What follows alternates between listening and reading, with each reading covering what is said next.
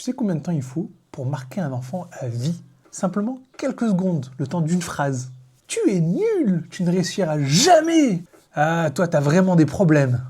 Regarde ton frère, lui il réussit. Ah, je suis vraiment déçu de toi. Et voilà, t'as balancé ça dans le visage de ton enfant. Bon, je peux comprendre, t'étais fatigué, t'étais sous pression, t'étais même énervé. Mais il y a quelque chose que tu n'as pas pris en compte. C'est que tes mots ont une certaine valeur pour ton enfant.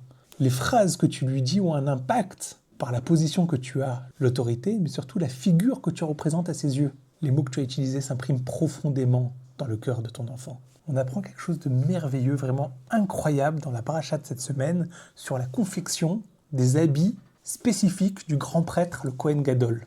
En bas des vêtements du grand prêtre, il fallait accrocher des clochettes pour lorsqu'il marche, on entend un son pour prévenir de son arrivée. Venishmako lobevo et la Kodesh, il devait faire entendre un son lorsqu'il arrivait. Rachid nous explique, c'est pour que les gens ne se laissent pas surprendre. Parce que le grand prêtre, c'est une figure tellement sainte, en le voyant surgir tout d'un coup, ça peut faire peur. C'est pour ça le grand prêtre devait prendre conscience de sa stature, de l'impact qu'il avait sur les gens, et de faire attention de ne pas les effrayer. C'est une grande leçon pour notre comportement.